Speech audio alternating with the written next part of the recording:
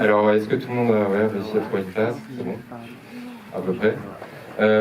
Bienvenue à cette séance de Ciné Club consacrée au goût des autres d'Agnès Jaoui. Comme vous le voyez, Agnès Jaoui n'est pas là pour l'instant, mais elle sera là après la séance pour parler avec vous, répondre à vos questions. Moi, je vais me contenter de faire une petite présentation, rappel de qui est Agnès Jaoui, même si j'imagine, et d'ailleurs je vais peut-être commencer par là, que vous êtes beaucoup à avoir déjà vu le film. Qui a déjà vu Le goût des autres dans la salle? Voilà, ah bah non, pas tout le monde non plus. Bon. Voilà, en tout cas, c'est vrai que c'est un film qui a connu un grand succès populaire à l'époque et qui se dément pas. Enfin voilà, la preuve ce soir. Donc pour rappeler brièvement qui est Agnès Jaoui, c'est d'abord quelqu'un qui a une formation d'actrice, qui a été formée au Théâtre des Amandiers à Nanterre, auprès de Patrice Chéreau. Je ne sais pas si certains d'entre vous ont probablement entendu au moins parler du film Les Amandiers qui parle de cette période. Voilà, donc elle a d'abord une formation de comédienne et elle a rencontré Jean-Pierre Bacri dans les années 80, avec lequel elle a formé un tandem d'écriture dès le début.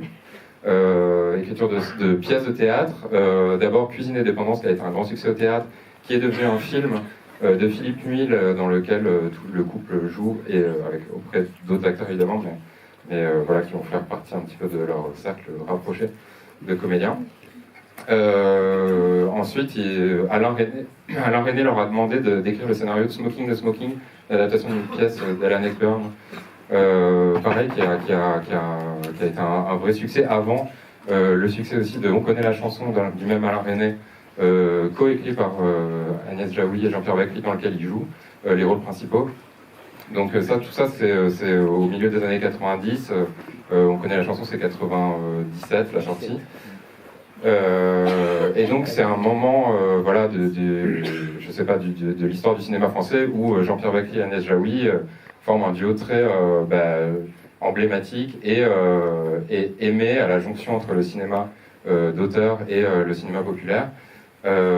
Et Agnès Jaoui décide de passer à la réalisation en 2000 avec Le goût des autres, que vous allez voir ou revoir ce soir, qui est donc son premier film comme réalisatrice. Elle l'a aussi coécrit avec Jean-Pierre Bacri. Tous les deux jouent dedans. Et comme je le disais, donc ça a été un succès populaire puisqu'il a fait presque près de 4 millions d'entrées au moment de sa sortie. Et qu'il a récolté de nombreux Césars, qu'il a été nommé à l'Oscar du meilleur film étranger. Enfin, voilà, une sorte de plébiscite pour ce film, pour cette première réalisation, qui a été suivie par d'autres réalisations, puisqu'Agnès Jaoui a réalisé par la suite Comme une image, Au bout du compte, Place publique, etc. À chaque fois, coécrit avec Jean-Pierre Bacri, cette formule voilà, de coécriture, dont on pourra parler avec elle après, de la répartition entre eux dans le travail d'écriture. Et donc jusqu'à la Place publique, je disais, en 2018, leur dernier film avant la mort de Jean-Pierre Bacri, donc, dans lequel celui-ci, enfin les deux jouent encore. Voilà, donc une sorte Le goût des autres, c'est un peu la charnière entre une méthode de co-scénarisation déjà chevronnée, parce qu'en fait ça fait déjà 10 ans qu'ils écrivent ensemble, et ses débuts de réalisatrice, c'est Agnès Jaoui. Voilà, vous allez voir le film projeté en 35 mm, moi je trouve ça toujours assez excitant d'aller au cinéma pour voir un film en 35 mm. Par ailleurs, puisque vous êtes tous là, j'en profite pour vous dire que le Ciné Club a lieu tous les mois et que la prochaine séance sera le 23 avril et que ce sera Kaboom de Greg Araki, qui est un film assez fou, assez libre, voilà, que je vous encourage à venir voir aussi. Je vous souhaite une bonne projection et on se retrouve tout à l'heure avec Agnès Jaoui pour parler du film. Merci.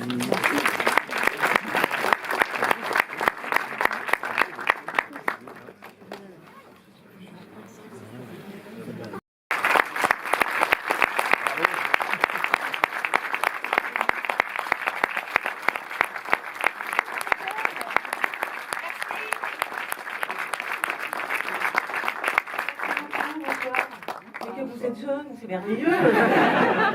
Qu'est-ce qui s'est passé? Ah, c'est dingue. Non, pas vous. Bah oui, non. Oui, ça marche pas. Non, ça marche pas. Si, ça y est, ça marche. Ah ben voilà, en fait, c'est vrai que même ça donne presque envie de commencer par là, mais il y a presque une ambiance de salle qui parle d'elle-même et puis un taux de remplissage à 100% de la salle. Et je vais évidemment vous laisser l'occasion de poser des questions et de réagir au film directement auprès d'Agnès Jaoui. D'abord, merci beaucoup Agnès Jaoui d'être venue. Mais pour juste lancer la discussion, peut-être commencer par une question simple, mais quel est, ce film donc il y a 24 ans, qui est votre premier film en tant que réalisatrice, quelle place il occupe pour vous dans, je sais pas, votre filmographie, votre vie? Une place très particulière, évidemment, puisque c'est la première fois de tout. Que j'ai jamais eu aussi peur, que j'ai jamais autant douté, que j'ai jamais autant été... les premières fois, les premiers films, c'est quelque chose. J'ai une copine réalisatrice qui est là aussi et qui a fait un premier film, ma chérie Sarah Succo. Et quand je participe comme actrice à des premiers films, ça ressemble à rien d'autre parce que, évidemment, vous mettez votre vie dans un premier film. Voilà. Ouais. Pour 1000 raisons, c'est un souvenir inoubliable. En fait, je vais déjà vous laisser, gentiment l'opportunité de parler, si vous avez envie. Il a votre âge, en fait. Trop bien. Trop bien. Alors, est-ce que quelqu'un veut intervenir? Bonsoir. Bonsoir. Moi, j'aurais vous poser une question sur une réplique du film, qui est ma préférée du film, qui est ce que le personnage d'Anne Alvaro répond quand Jean-Pierre Bacri lui demande ce qui est le plus dur dans le métier d'acteur et qui pose un peu cette question cliché quand on est comédien de est-ce que c'est d'apprendre le texte alors que je pense que c'est le plus facile. Elle lui répond donc c'est de... dépend de l'âge, mais... elle lui répond que c'est de dépendre du désir des autres. Est-ce que déjà c'est vraiment votre réponse à vous? Est-ce que vous pourriez un peu développer? Parce que c'est assez large et je serais curieux de savoir. Ah oui, c'est notre réponse, c'est ma réponse. Et bien sûr, moi je voulais être actrice dès l'âge de 14 ans, vous aussi donc, vous êtes comédien. Et c'est vrai que quand on est instrumentiste, quand on est peintre, quand on est écrivain, il y a plein d'autres métiers où on peut travailler seul, on peut faire ses gammes, on peut écrire, on peut peindre en espérant qu'un jour on soit reconnu. Quand on est comédien et qu'on joue pas devant des gens, et qu'on a quitté les cours ou qu'on est à son 5e cours, ce qui a été mon cas, c'est difficile parce qu'on se demande si on est comédien. Et c'est vrai que d'ailleurs on s'est mis à écrire avec Jean-Pierre. Lui il avait commencé avant moi, mais moi j'ai commencé à lui dire j'en peux plus d'attendre comme ça, quoi, parce que j'ai l'impression de dépérir, Puis alors, pourquoi mon téléphone aurait sonné en plus? Vraiment pas pourquoi. J'étais... Et j'avais, à ce moment-là, 24 ans, je ne me rappelle plus quand on a commencé à écrire Cuisine et Dépendance.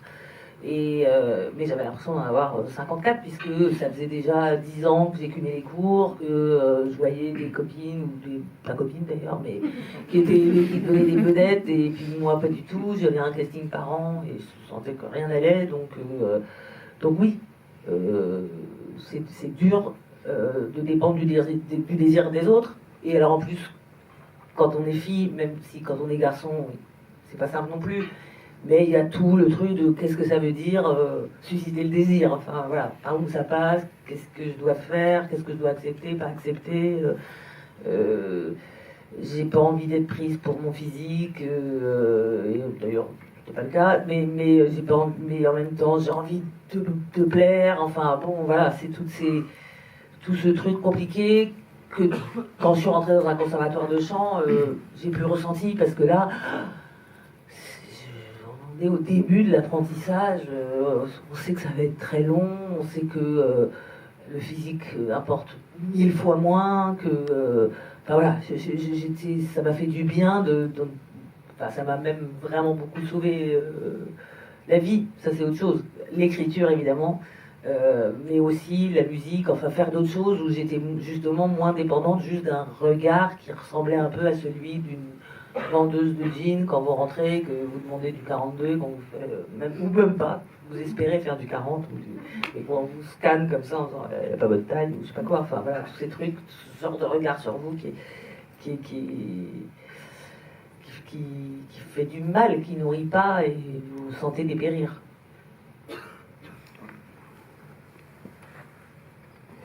Bonsoir Agnès, merci pour le film et merci d'être là. J'ai une question sur la mise en scène. À quel moment, j'imagine que l'envie était là depuis un petit moment, est-ce que c'était quelque chose qui était dans votre tête depuis longtemps? Est-ce que par exemple quand vous avez adapté au cinéma Cuisine et Dépendance, est-ce que vous aviez pensé à la réalisation déjà à ce moment-là, ou c'est venu plus tard, et comment s'est fait le processus pour vous? En fait, au moment enfin, on jouait depuis une semaine Cuisine et Dépendance, et Alain Poiret de la Gaumont est venu nous proposer d'en faire un film. On était tout contents.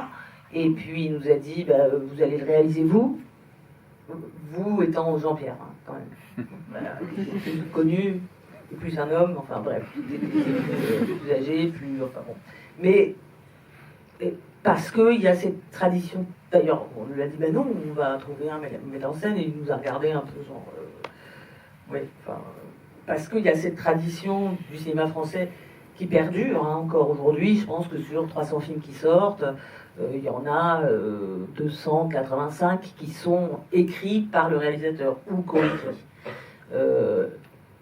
Ça vient de plein d'histoires, enfin, bon, je sais pas, notamment aussi de la Nouvelle Vague, etc. Avant ça, il y avait ce qu'on appelle des...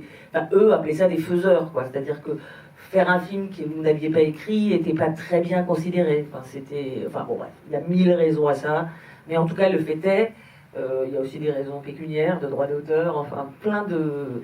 Mais le fait est que, effectivement, c'est très compliqué, et d'ailleurs c'est difficile souvent pour des scénaristes, parce que si vous écrivez un scénario fabuleux qui a eu plein de prix, il peut rester voilà, non réalisé pendant des années, parce que, bon, en même temps ça se comprend. Pour réaliser, il faut avoir envie, et donc le désir vient tout. Enfin bon, bref.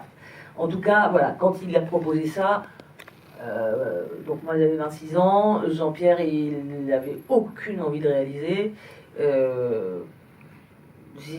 On a hésité 3 secondes, enfin, mais bon, non, ça nous paraissait pas possible. Mais le fait qu'on m'ait posé la question, j'ai pas arrêté de me demander en fait à chaque étape qu'est-ce que j'aurais fait moi.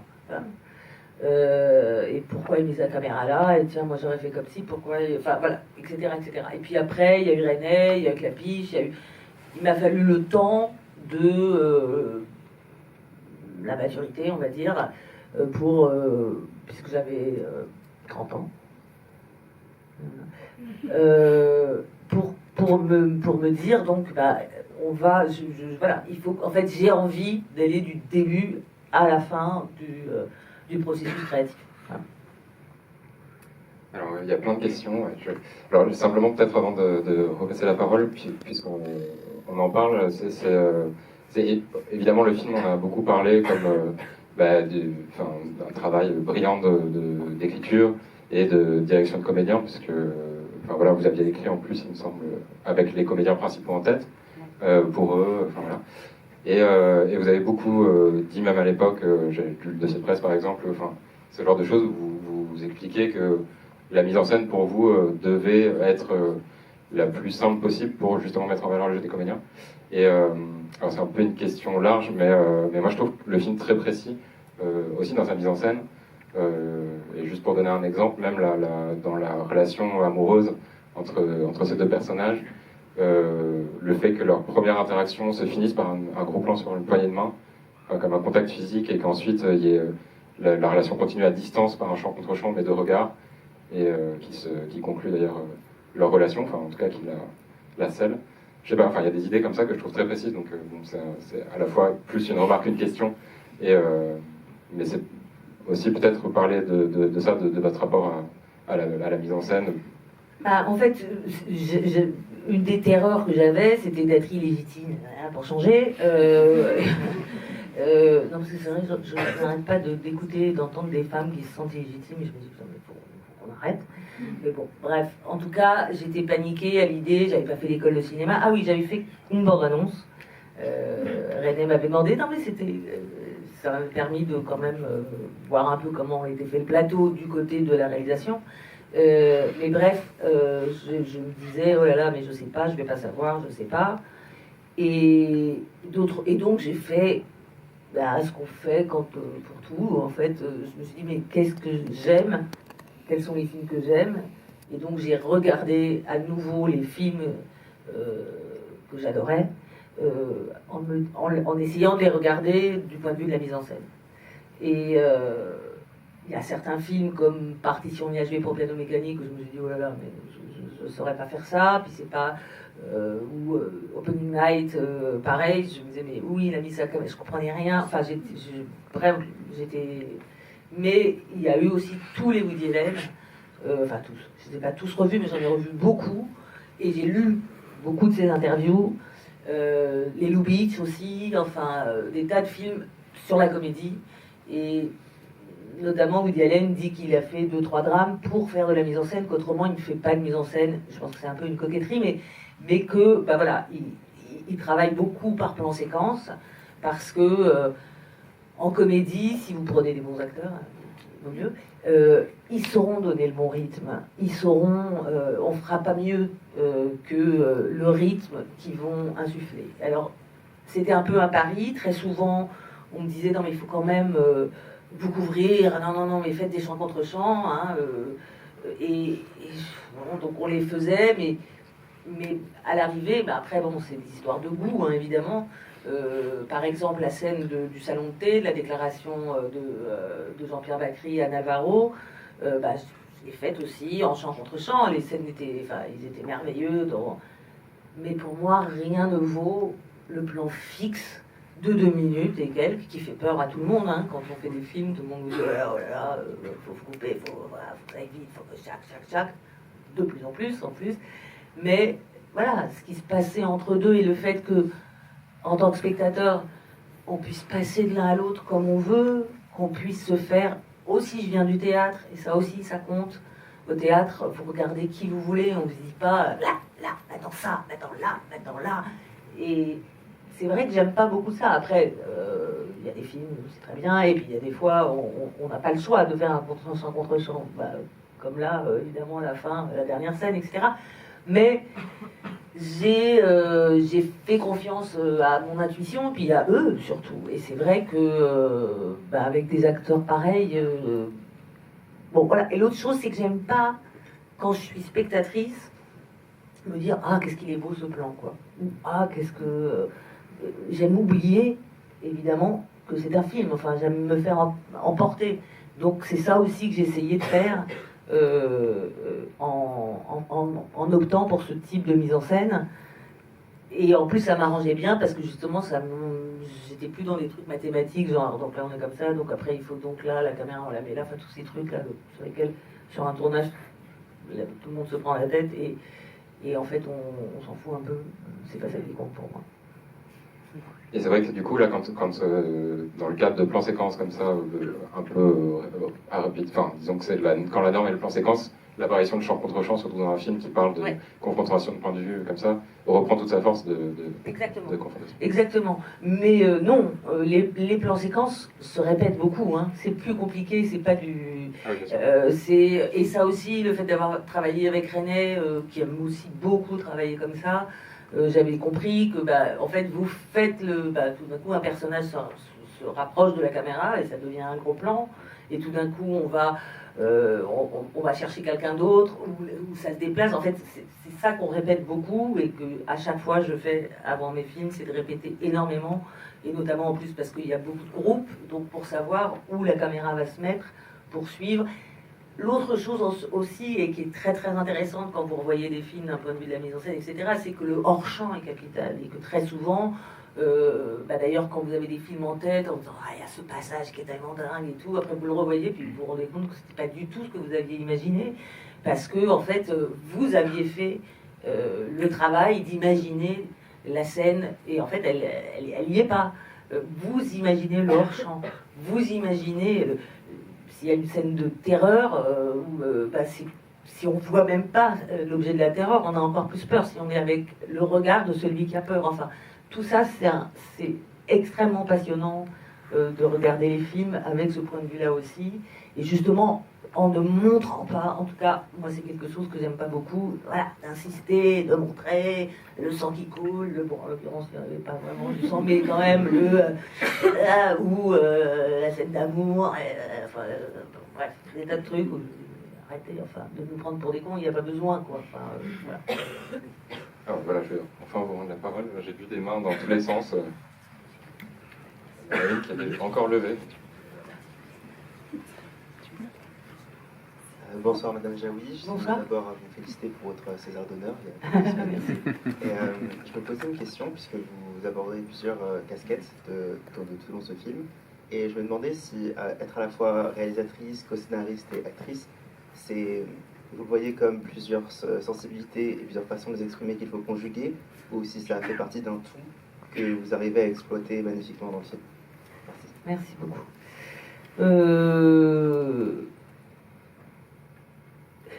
Au départ, je me suis dit, il ne faut pas que je joue dedans, ça veut dire que je ne suis pas une vraie réalisatrice. Bon, ouais. Et en fait, je peux pas m'empêcher de jouer dans mes films où j'aime jouer. Et puis en plus, voilà, je voyais les copains acteurs être contents, et moi j'étais là, genre, je pouvais pas faire la fête avec eux, parce que j'étais trop contente à un moment de jouer aussi. J'ai tendance, enfin, le fait d'être scénariste d'un film, c'est plutôt super parce que vous savez ce que veut dire le film, enfin, puisque vous l'avez écrit, donc a priori vous ne pourrez pas là-dessus. Et finalement, le fait de jouer dedans est plutôt très agréable aussi, parce que vous faites partie tout d'un coup de la fête, parce que c'est des moments où on s'occupe de vous pendant 1 heure au maquillage le matin. Et voilà, j'ai tendance à résumer les choses ainsi. Je trouve que être acteur, c'est être comme un enfant. Vous faites et tout le monde fait oh c'est bien, c'est merveilleux, on vous lange, on vous talque, on vous ramène à la maison, enfin vraiment vous êtes complètement maternisé, je sais pas comment dire, enfin bon bref, vous êtes un enfant. Et quand j'ai commencé à écrire, j'ai l'impression d'être devenue adulte, c'est-à-dire d'avoir 10 jeux et d'avoir justement cessé d'attendre le désir des autres, d'avoir pris en main un peu plus mon destin, et réaliser c'est être parent. C'est-à-dire que là, c'est vous qui vous occupez des autres, même si vous êtes plus jeune, c'est vous qui dites aux gens c'est bien, c'est pas bien, c'est bravo, enfin, plus personne ne vous demande comment vous allez, parce que voilà, vous ne pouvez pas vraiment vous plaindre, même quand vous n'en pouvez plus, parce que c'est vous qui avez décidé de faire ce film, ou c'est vous qui avez décidé d'être parent, et on vous pose des questions 1000 fois par jour pour savoir où est ceci, cela, qu'est-ce qu'on fait, comment on fait. Enfin, vous devenez le parent. Ça vraiment, c'est comme ça en tout cas que je l'ai vécu. Et disons que du coup, quand vous faites les trois, vous êtes les 3 états du moi, si je puis dire, pour reprendre l'analyse transactionnelle de la psychanalyse. Mais enfin, voilà, vous êtes dans quelque chose qui est assez logique pour moi finalement. Alors, des mains, quand vous revenez. Moi j'ai une question en tant que réalisatrice. Est-ce que parfois des images vous viennent, par exemple quand vous écoutez une musique, quand vous voyez une petite scène de vie dans la rue, est-ce que vous vous dites ah ça je peux l'utiliser dans un film, ou vous voyez tout de suite un plan Oui et non. La musique, oui, énormément. Ça oui, il y a des musiques qui me donnent envie de faire des films. Et du reste, la sonate de Schubert, je l'avais en tête avant de commencer le film. Je l'ai fait écouter sur le plateau pour différents plans dans sa montée, le travelling avant ou le travelling latéral quand elle marche, enfin quand Alvaro marche. Il y a des scènes ou des dialogues, oui, ou des des moments de vie où je me dis, ah, ce que j'ai ressenti là, ce que je vois là, j'aimerais bien un jour le faire ressentir à d'autres, en fait. Dire que je vois des plans, non. Ça, non. Alors, oui.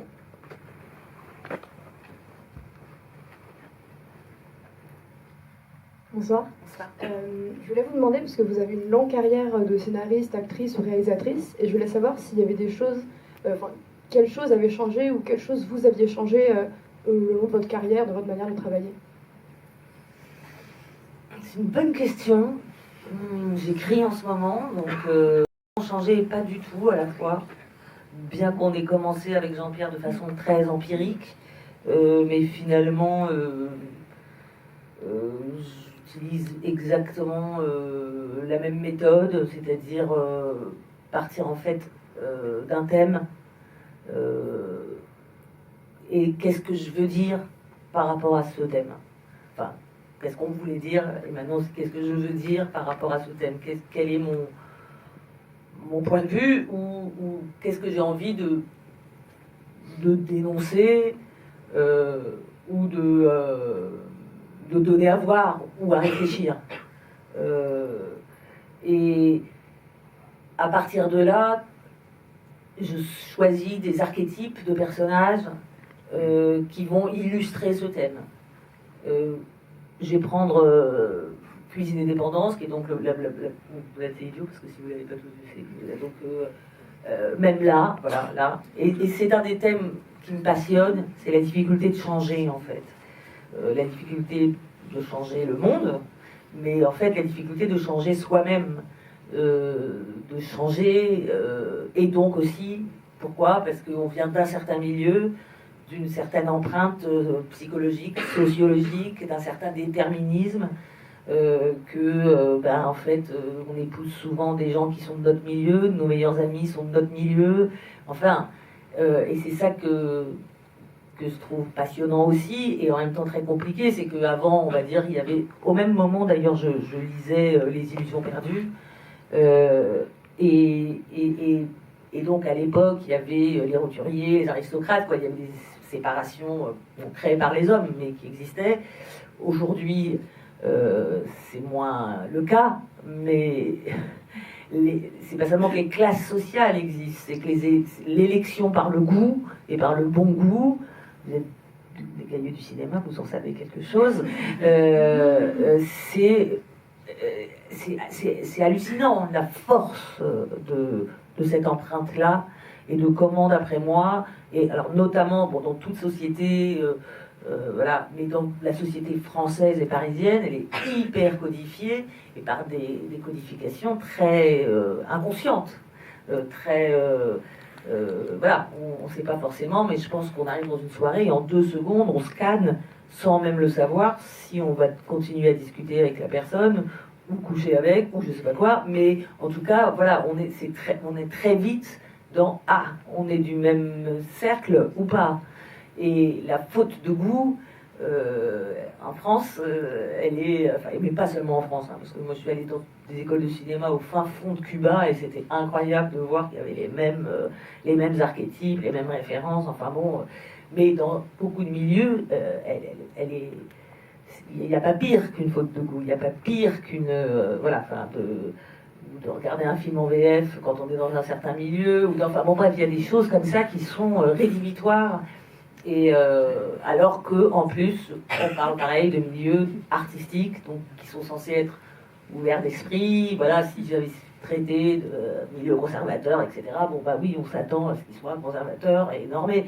Ce qui est fascinant pour moi, c'était de montrer, et parce que je l'ai vécu et je le vis encore, et j'en fais partie, d'être dans un milieu de gens qui sont censés être complètement ouverts d'esprit et qui en fait ont pareil leurs normes et leurs besoins de recréer des castes, des supériorités, et de la supériorité par le goût, par la distinction, pour reprendre un livre de Bourdieu que j'avais pas du tout lu à l'époque, mais d'ailleurs toujours pas en fait. Mais par contre, j'ai un peu feuilleté et j'ai compris de quoi ça parlait, et enfin, je s'en suis pas fière de ne pas l'avoir lu parce que c'est super, hein, mais je n'arrive pas toujours à me concentrer beaucoup sur les essais. Bref, effectivement, ça me paraît hyper intéressant, voilà, de pourquoi, comment, et c'est vrai que cette scène où il dit mais vous avez même pas pu penser que c'était par goût, même là en vous la disant je peux pleurer quoi, parce que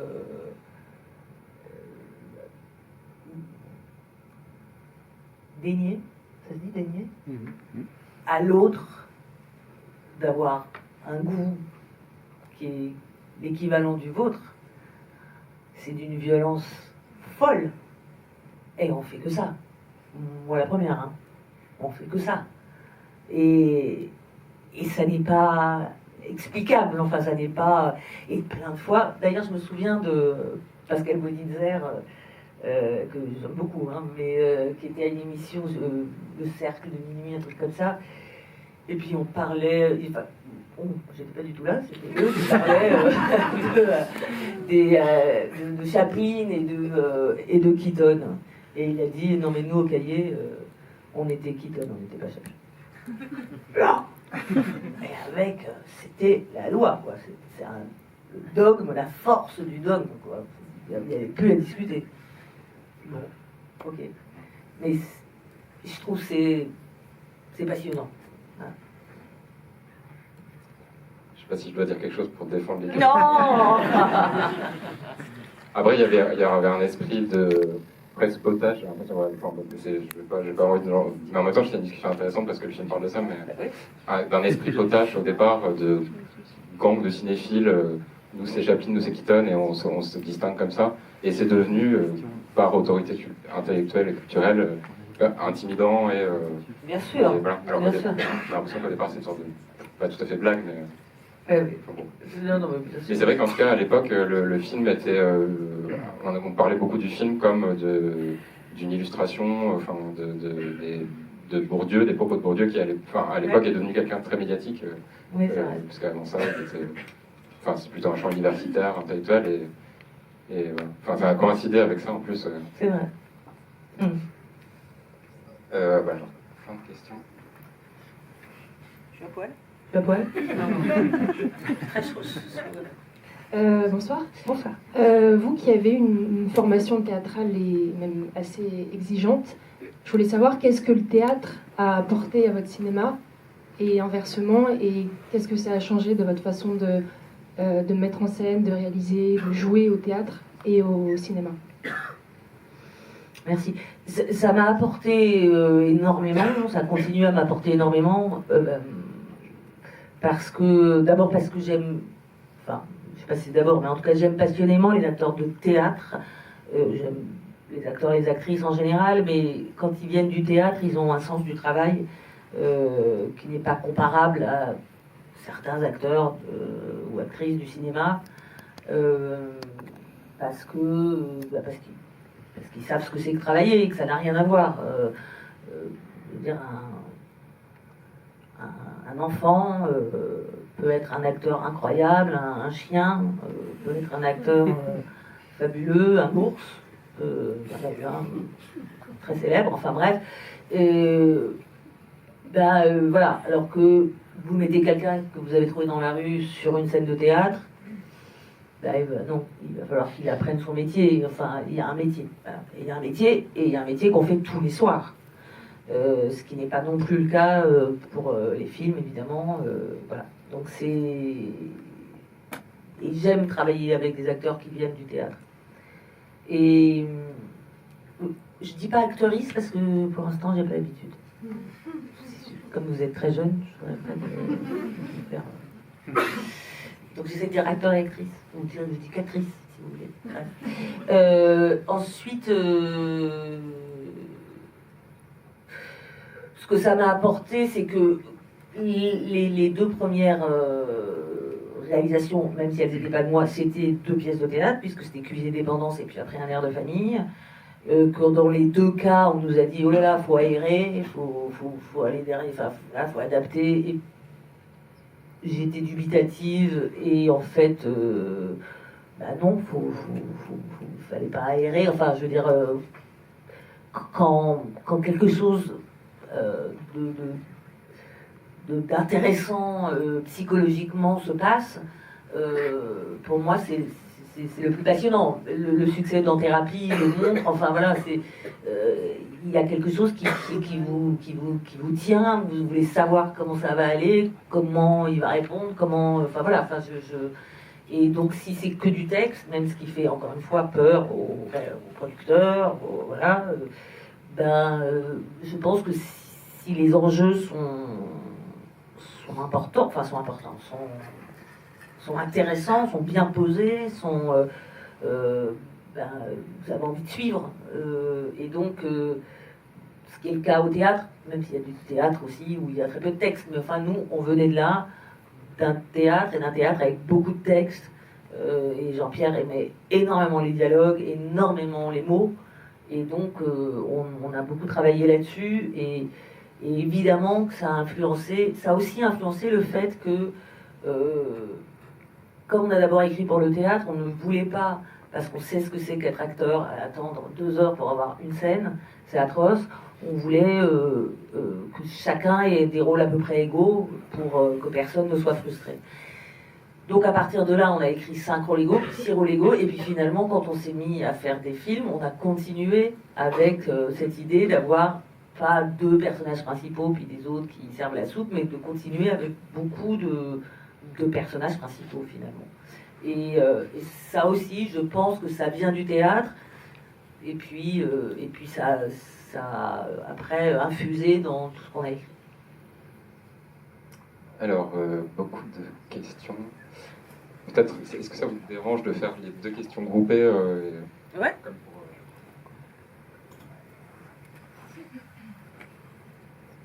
Bonsoir. Bonsoir. Moi, je voulais vous demander, en fait, un truc qui me marque dans vos films, surtout dans celui-là, c'est à quel point les dialogues sonnent justes. Et en fait, je me demandais comment vous arrivez à diriger ça. Est-ce que déjà, est-ce que tout est écrit? Est-ce qu'il y a de l'improvisation des comédiens? Et même comment est-ce que vous, quand vous êtes en train de tourner, vous dirigez les acteurs pour qu'ils arrivent à servir des choses aussi justes, quoi. Enfin, par exemple, ce film-là, je l'ai vu peut-être 3 fois, et la dernière fois que je l'ai vu, c'était il y a 2-3 ans. Et quand les comédiens parlent, j'ai la suite du dialogue qui vient dans ma tête tout de suite, et ça prouve que c'est assez marquant, quoi. Donc je voulais savoir comment vous dirigez les comédiens pour qu'ils arrivent à sortir une partition aussi pertinente, quoi. Et du coup, moi, je fais la deuxième question, mais elle n'a rien à voir, je suis désolée. Tout à l'heure, vous êtes arrivée, vous étiez très surprise de voir la jeunesse de la salle. Je voulais savoir, est-ce que c'est de la vraie surprise ou est-ce que c'est de la fausse modestie? Et si c'est de la vraie surprise, comment vous l'expliquez? Est-ce que vous avez l'impression qu'il y a une nouvelle génération qui s'approprie votre cinéma et pourquoi? Alors, la première question, je prends des bons acteurs. C'est bête, mais je veux dire, le fait d'être actrice moi-même, malgré tout, ça fait que je connais les acteurs, j'en ai pas peur, et les actrices, j'en ai pas peur, parce que je dis ça parce qu'il y a beaucoup de metteurs en scène, comme c'est un peu le contraire, c'est souvent un peu plus des gens introvertis, tout ce que vous voulez, enfin bref, qui savent pas comment ça marche, et je conseille d'ailleurs, je sais pas s'il y a des futurs metteurs en scène ou des metteurs en scène, metteuses en scène dans la salle, mais je conseille toujours d'aller faire un stage de théâtre, enfin de se mettre à la place, d'ailleurs je conseille à tout le monde de se mettre à la place des autres partout, mais en plus si on peut le faire même professionnellement, voilà, de savoir ce que c'est que d'être de l'autre côté de la caméra, parce que du coup vous savez mieux comment on peut demander, comment on peut rassurer, comment on peut obtenir des choses, que on n'est pas des machines, et puis qu'en même temps c'est notre métier d'être... Bon bref. Voilà. Après, je fais quelque chose que René faisait, Alain René, avec qui j'avais travaillé, donc je les vois toujours seul à seul, une première fois. On lit tout le texte, et même quand c'est quelqu'un qui va avoir une phrase, et surtout même quand c'est quelqu'un qui va avoir une phrase, parce qu'il n'y a rien de plus dur que d'arriver, pareil, sur un tournage et d'avoir une scène, voilà, tout le monde se connaît, c'est impressionnant. Je les vois seul à seul pour... d'abord, lire le texte, s'il y a un malentendu, il vaut mieux qu'on se le dise tous les deux plutôt qu'une fois qu'il y aura tout le monde. Et puis pour établir un rapport de confiance, de tranquillité, parce que je pense aussi que les grands acteurs sont des acteurs qui doutent, Et que moi, mon travail, alors après, il y a des tas de réalisateurs ou de réalisatrices qui font pas du tout comme ça. Mais moi, pour moi, mon travail, c'est de les mettre dans qui sentent au maximum mon amour pour donner le meilleur. Enfin, mon support, mon admiration, je sais que j'ai choisi les bonnes personnes. Et voilà, donc... une fois, il y a une scène que j'ai refaite là avec Jean-Pierre parce que j'avais oublié, parce que comme bah voilà, j'étais sûre qu'il savait que je l'aimais, j'ai un peu oublié de le traiter comme les autres. Il faut faire gaffe des fois quand vous travaillez avec vos potes, parce que vous vous dites, bon bah là c'est sûr que, ben non, il faut faire aussi attention et toujours rassurer. C'est pour ça que je vous dis que c'est vachement un travail de parent pour moi. Comme quand vous élevez votre enfant, votre rôle c'est aussi beaucoup de le rassurer, hein, enfin, de lui dire aie confiance, tu fais bien, tu vas faire bien, enfin, voilà, enfin, pour moi ça passe beaucoup par ça. Donc, et évidemment aussi quand on lit le scénario seul à seul, s'il y a un mot qui le gêne ou qui comprend pas ou que je sais pas quoi, bah, on peut le remplacer, mais il y a zéro improvisation et je dirais que même les virgules, les bon sont écrits et quand il les disait pas, Sarah Succo qui a aussi tourné avec moi comme actrice peut en témoigner, c'est précis quoi, il n'y a pas de... parce qu'on se l'est beaucoup mis en bouche et encore une fois on est d'abord acteur. Si c'était de la fausse modestie, oui et non, c'était de la vraie fausse surprise parce que Louis m'avait dit qu'il y avait beaucoup de jeunes mais je m'attendais quand même pas autant, donc c'était vrai. Et quant à savoir si... non, je sais que certains jeunes aiment notre travail, mais pas autant, non, pas du tout.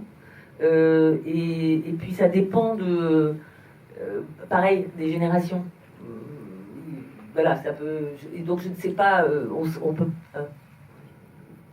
à quel point, à quelle vitesse ça se renouvelle ou pas, quoi. Donc non, je trouve génial de vous voir tout cela. Déjà, en plus, les jeunes vont quand même moins au cinéma et surtout pas pour voir ce genre de film. Donc non, c'était vrai. Ouais. Merci. Bonsoir Agnès Jaoui, merci beaucoup pour le film, je trouve fantastique.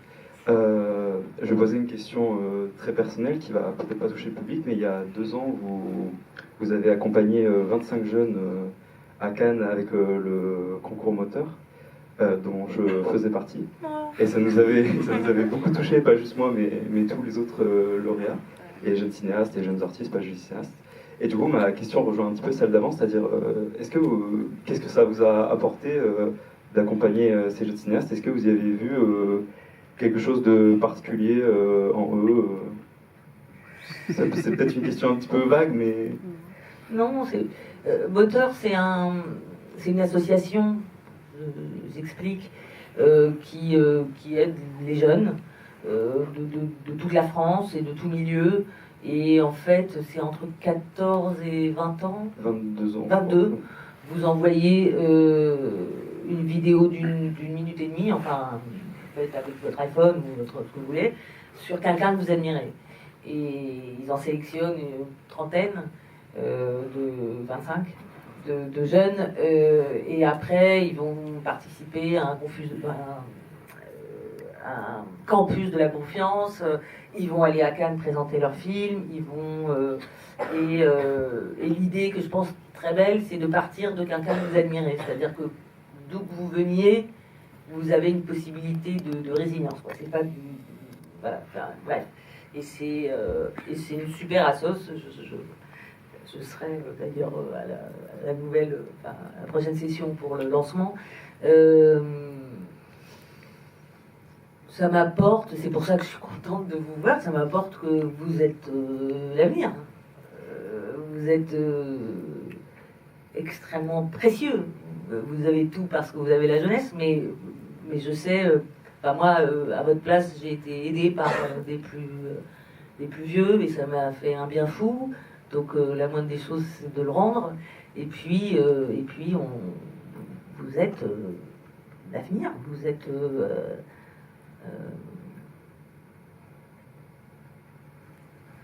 le sel de la terre. Merci beaucoup. Alors, est-ce qu'il y a des questions? Ouais. Je vais réussir. Même pas besoin de moi. Bonsoir. Bonsoir. Alors, je suis pas du tout familière avec votre travail, mais je suis très contente d'être ici ce soir. Ouais. Du coup, j'ai cru comprendre que vous avez fait du théâtre et vous avez dû voir beaucoup de pièces vraiment célèbres. Et je me demandais pourquoi avoir choisi Bérénice dans ce film. Vous n'avez sûrement pas choisi en un claquement de doigts, du coup, quelle est la signification? Merci. J'ai choisi Bérénice parce que c'est un des plus beaux textes que je connaisse. Qu'en plus, Racine, il écrivait, il faisait attention à écrire avec 2000 mots, avec très peu de mots en fait. Je pense que c'est à la fois, voilà, c'est en vers, donc ça fait, on peut dire, oh là là, mon Dieu, et en fait c'est extrêmement facile d'accès. Et c'est aussi une histoire, bon, ça, je m'en suis, enfin, c'est après avoir choisi, mais de milieu, c'est aussi une histoire de, je veux dire, il peut pas l'épouser parce que c'est une étrangère, elle est reine aussi, mais elle fait pas partie de son milieu, enfin, elle fait pas partie de, et donc, et je trouve, et aussi, je savais qu'Anne Alvaro, et là aussi, ça rejoint le film. Anne Alvaro, c'est une des plus grandes comédiennes de France depuis très très longtemps, mais évidemment le monde du cinéma ne la connaissait pas, et le monde du théâtre privé ne la connaissait pas, même s'il y a quelques directeurs de théâtre comme Jean-Robert Charrier à la Porte Saint-Martin, comme d'autres qui essaient de brouiller un peu plus les castes. Mais voilà, on est dans le privé ou on est dans le subventionné, enfin voilà, et là encore aujourd'hui, c'est des mondes qui ne se fréquentent pas et qui se méprisent même, des fois avec force. Et je savais que Anne allait avec la musicalité de sa voix, que en tout cas quand le personnage de Jean-Pierre tombe amoureux, enfin, et puis surtout est atteint par artistiquement aussi, on allait y croire. Voilà. Alors, je pense qu'il y a encore pas mal de questions. Oui. Oui, merci oui, pour ce film. Et je voulais vous poser une question basique sur la pratique de l'écriture à deux. Comment on écrit? Est-ce que l'un écrit une première version, l'autre relit et modifie la première version? Donc c'est une question technique concrète, quoi. Non, on écrivait chacun avec son cahier et son stylo. On écrivait avec des cahiers et des stylos. Et tout ensemble. J'avais tendance à écrire un peu plus, parce que voilà. Mais on se faisait les dialogues ensemble, on discutait beaucoup pour savoir de quoi on allait parler, comment on allait mener à bout notre démonstration, enfin ce qu'on voulait dire. Et puis après, des fois, pendant 5 minutes, on écrivait chacun des dialogues, une scène, et puis après on se la relisait. C'était souvent très proche, parce que on savait tellement ce qu'on voulait dire dedans que... et après, il arrive aussi beaucoup, et surtout au début, que Jean-Pierre écrive les dialogues plus que moi. Moi, j'étais un peu plus sur l'histoire, et lui plus sur les dialogues. Au fur et à mesure, on n'a même plus beaucoup distingué qui avait écrit quoi. Est-ce qu'il y a encore des mains qui souhaitent se lever?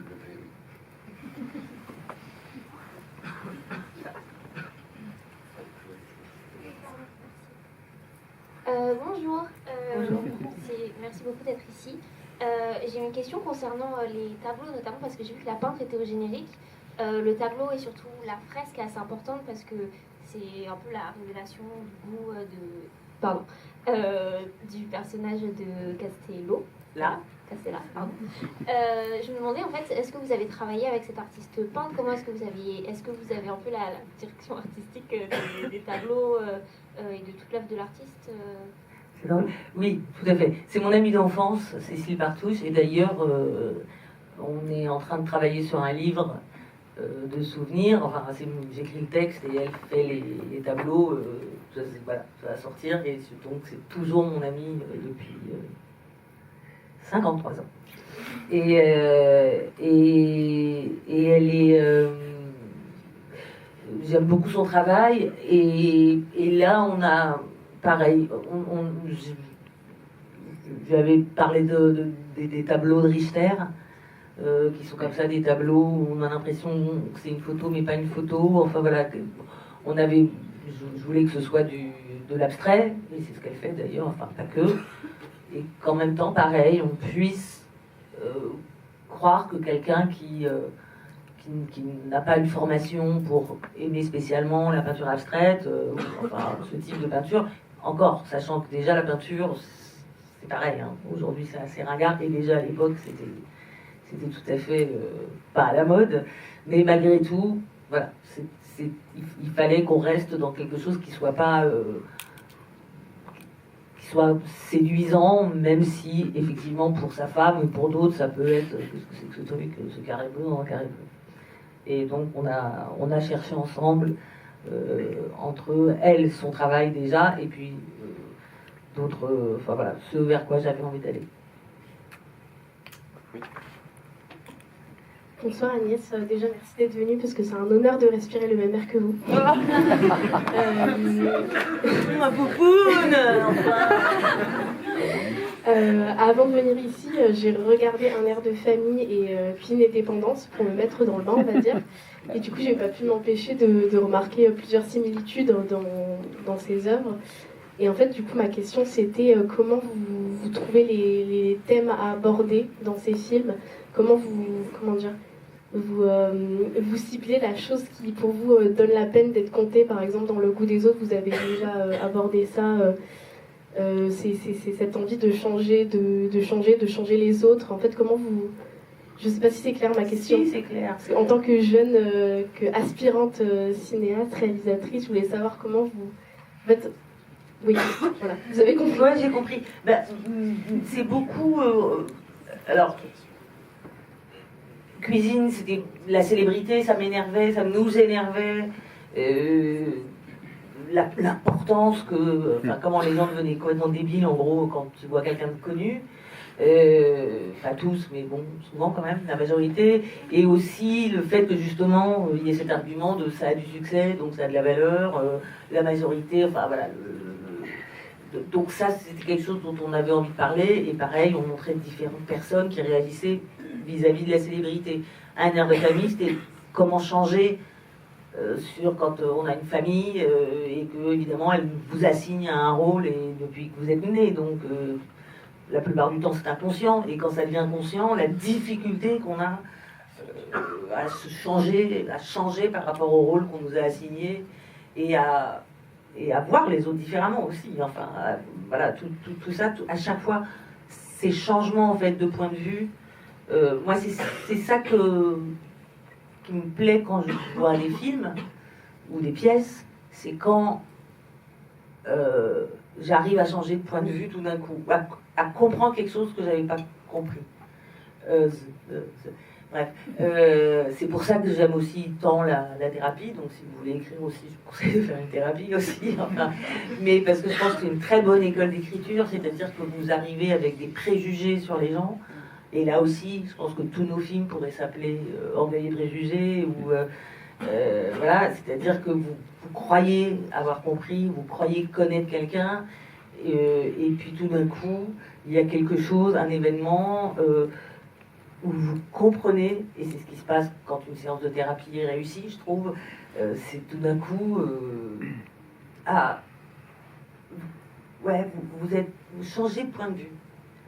Vous êtes tout d'un coup, vous êtes modifié par un élément qui vous fait comprendre quelque chose que vous n'aviez jamais compris avant.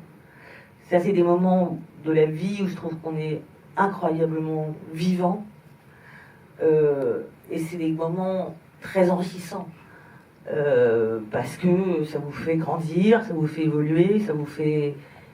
oui, tout ça. Donc, ça, quand j'arrive à l'exprimer dans un film à travers des personnages, et que je me dis que la personne les spectateurs ou les spectatrices qui vont voir le film vont peut-être pareil se faire avoir pareil, c'est-à-dire pareil au début penser que c'est un gros beauf, et puis tout d'un coup se dire tiens, c'est qui le beauf finalement, enfin voilà, là je travaille sur un autre projet où pareil, c'est un thème sur lequel j'ai pas forcément de réponse, mais j'ai envie qu'on comprenne le point de vue de l'autre. Enfin voilà, et moi-même de le comprendre. Enfin voilà, j'aime ces moments de bascule et dans la vie, et j'aime du coup essayer de les retransmettre à l'écran. Et du coup aussi tous ces malentendus en fait, de façon générale, qui font que on passe des fois à côté des êtres parce qu'il y a quelqu'un de très timide qui va avoir l'air agressif. En fait, il est très timide, et voilà, ou quelqu'un de voilà. Enfin, très souvent, on s'arrête tout trop tôt quand on rencontre des gens et qu'on n'en voit pas forcément toute la richesse, ou que soi-même. Enfin, je pense qu'on a tous tellement peur de morfler. Enfin, de souffrir, on se barricade par plein de trucs. Et encore une fois, on est en France, on est à Paris, il y a tout un code de parler aux autres, de dénigrer les autres, de dénigrer. Enfin, et tout ça fait que il y a beaucoup de malentendus. Et si par les films, je peux participer au fait que certains soient levés, et ça me fait du bien à moi aussi. Merci beaucoup. Il y a Sarah Succo qui veut poser une question. Ah oui, j'arrive, Sarah Succo. Oui, bien sûr.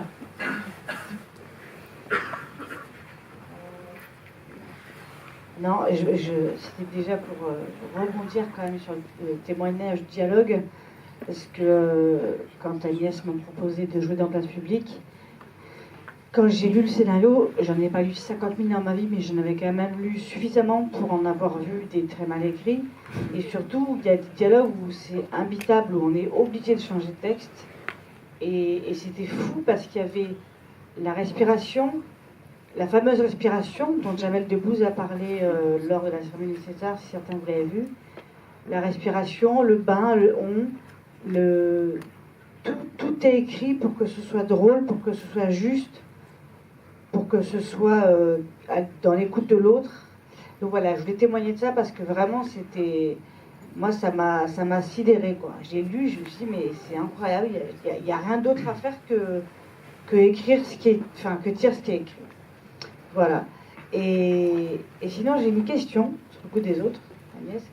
Il y a un jeune homme qui joue le peintre, que moi, j'ai pas l'impression d'avoir revu.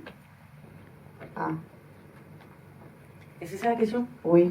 Ah, non, d'ailleurs, il m'a appelé pour m'engueuler, pour me dire ouais, j'ai pas eu de boulot après. Là, parce qu'il a un petit côté antipathique dans le film. Et je me suis dit, tiens, est-ce qu'il est antipathique dans la vie?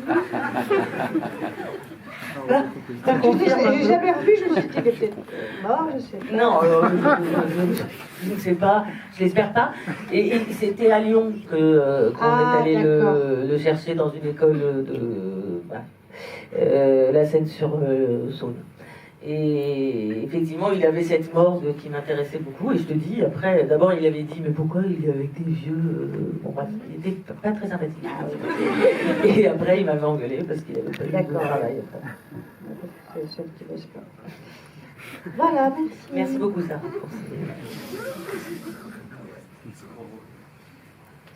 D'ailleurs, il est dans la salle ce soir.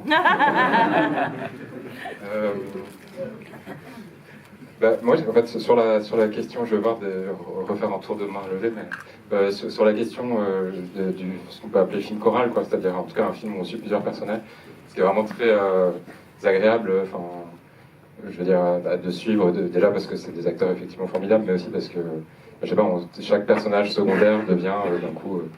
Enfin bon, il n'y a pas de personnage secondaire. Et c'est une question assez bête et pragmatique de l'état de la production aujourd'hui. Est-ce que vous pensez que c'est plus difficile de vendre, enfin faire, en tout cas, financer un projet comme celui-ci, c'est-à-dire avec un thème, mais qui est dont l'intérêt réside surtout dans la confrontation de plein de personnages?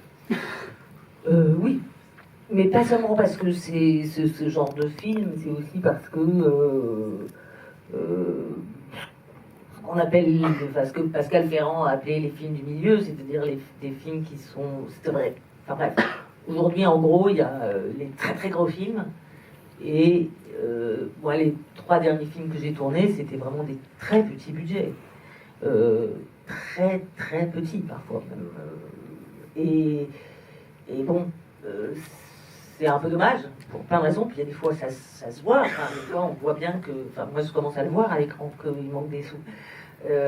Et donc, on est un peu arrivé à ce que voilà, l'Amérique, quoi. Enfin, les gros films, l'industrie hollywoodienne, et puis des films indépendants qui vont être plus artistiques. Donc oui, je pense que c'est plus difficile aujourd'hui pour ce genre de film. Oui. Bon, enfin, ce qui est regrettable évidemment. Ouais. Surtout quand... Enfin bon, bref. Alors, est-ce qu'il y a encore des questions? Oui.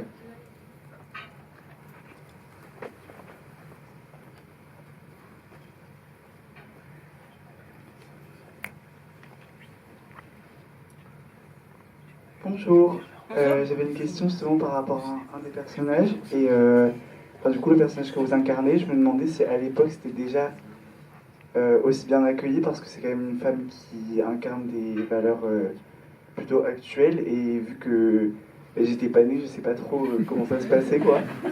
Et si c'était un archétype qui existait déjà ou si c'était quelque chose de nouveau dans le cinéma.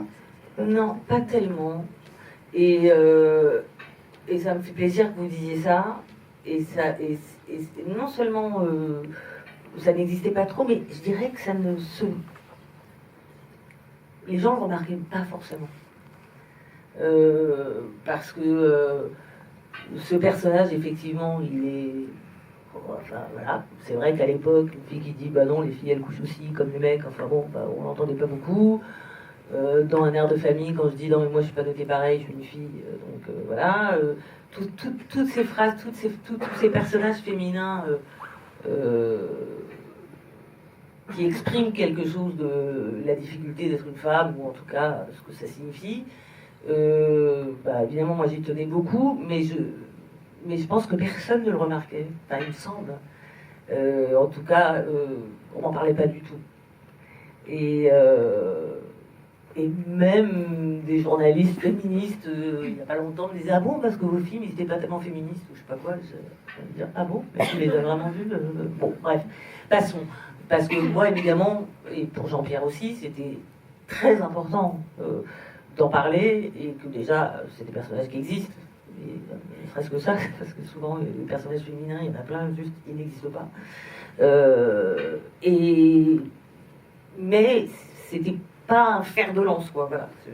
Il y avait à chaque fois l'idée n'était pas que ce soit le sujet principal ou que ce soit, mais évidemment que c'était au centre tout le temps de notre écriture. De toute façon, on a toujours parlé de domination aussi, et de rapport de pouvoir et de rapport de force.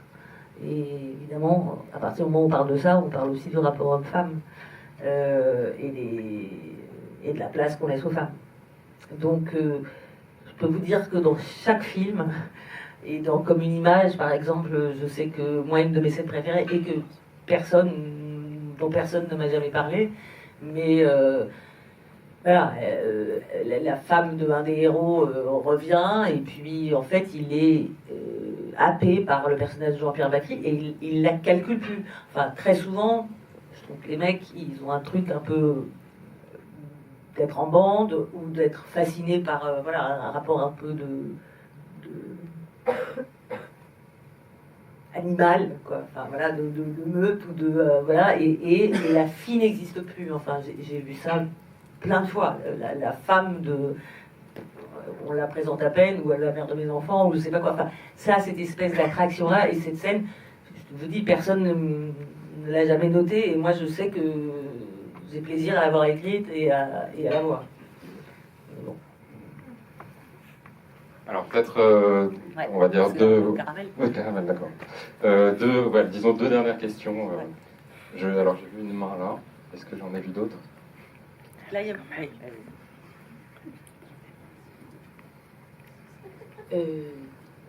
Bonsoir. Bonsoir. C'est d'abord commencer.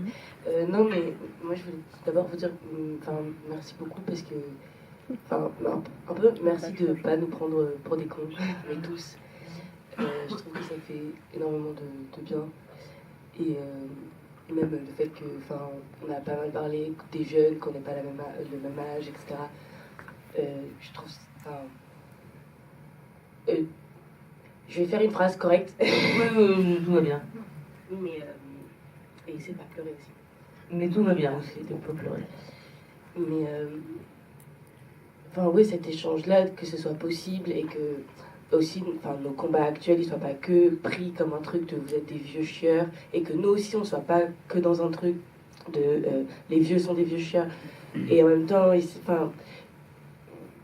trouve que c'est hyper courageux en fait, voilà, et que tout ce que vous dites, même dans la façon dont vous réalisez, de oser le plan séquence, oser le texte, oser tout ça, je trouve que tout, c'est du courage et qu'on en a énormément besoin et qu'on n'ose pas dire les choses et aller derrière. Je trouve ça même extrêmement courageux d'oser aller derrière les gens. On parlait des préjugés et tout ça, en même temps c'est normal qu'on se braque, mais c'est tellement courageux de tenter de les briser, même dans votre propre milieu, celui de l'artistique, etc. Donc, merci beaucoup parce que putain, on en a juste méga besoin quoi. C'est un peu classique, j'enfonce une porte ouverte, mais ça fait juste trop du bien. Surtout quand on essaye tant bien que mal à 18 ans d'être dans ce milieu-là et de faire coucou. Donc juste de voir aussi que on est tous des gens normaux et donc du coup tous des gens fous. Oui, complètement. Et ça, heureusement qu'on voit des êtres humains. Et du coup, je vais maintenant poser une question au lieu de juste un peu parler. Mais justement, je disais merci avant parce que c'est la première fois que j'ose vraiment poser une question comme ça. En plus, là, on est même là dans un milieu où, là par exemple, j'ai très peur de vous poser une question sur le cinéma parce que je me dis c'est une question complètement conne que je vais poser. En même temps, vous m'avez permis de le faire. Donc c'est pour ça que je dis que c'est la première fois que je me sens à l'aise pour la poser. Et donc maintenant, je vais la poser. C'est...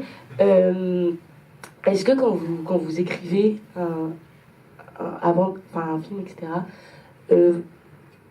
pendant que vous écrivez, il y a toutes les règles et les codifications du cinéma, ou d'abord il y a l'histoire qui vient, etc. Moi je sais que c'est quelque chose qui me fait très peur parce que moi je suis plus du côté du théâtre et le cinéma, j'adore ça, mais c'est un truc que je connais pas du tout.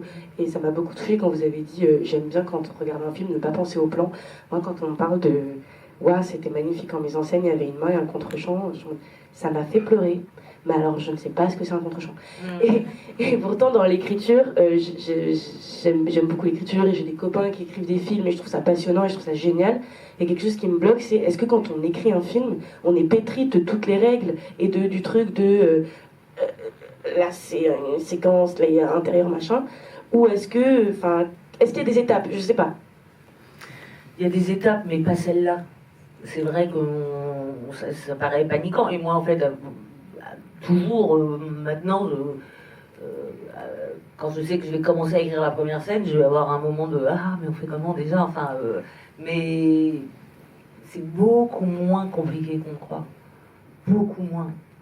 Vous savez déjà, moi je savais pas que je savais, mais justement pour le premier film, quand on me demandait et ça tu vois comment, en fait je savais. Alors des fois je savais pas, et puis du coup comment il fallait faire, et ça vous avez le droit de le dire. Vous avez un chef-op, un premier assistant, un chef d'éco, un machin, vous avez des gens qui sont là pour vous aider et pour vous proposer des choses, mais vous n'êtes pas obligé de tout savoir. Bon, ça c'est pour la réalisation, mais même pour l'écriture, oui, vous mettez intérieur nuit, extérieur nuit, parce que c'est l'intérieur, parce que c'est dehors, mais vous pouvez ne pas le mettre, ou il y a très peu de règles, si ce n'est l'intérêt de ce que vous racontez et d'essayer de le transmettre. Si des trucs idiots, il y a un personnage qui s'appelle Bernard, l'autre vous n'allez pas l'appeler Nanar, je sais n'importe quoi, parce que, pour qu'on puisse distinguer les noms, vous allez, je sais pas, il y a des trucs tout simples, mais vraiment, non, c'est beaucoup plus facile que vous le croyez.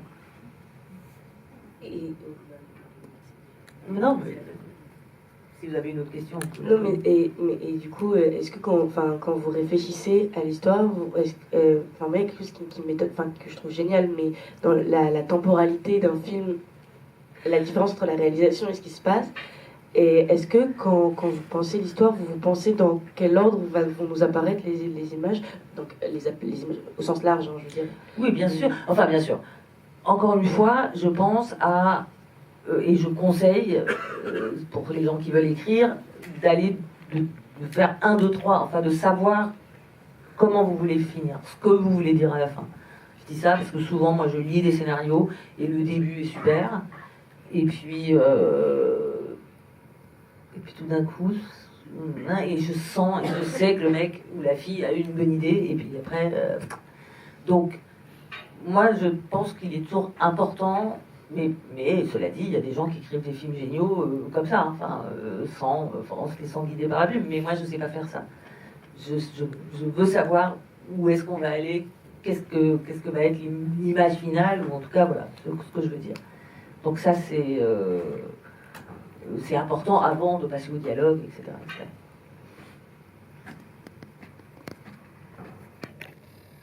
Voilà, merci. Comme c'était une double question, on va peut-être dire que c'était la dernière. Ah non, mais c'était pas du tout. Non, c'était pas pour vous. Je disais du tout. Non, mais encore merci beaucoup. Vraiment, merci à vous.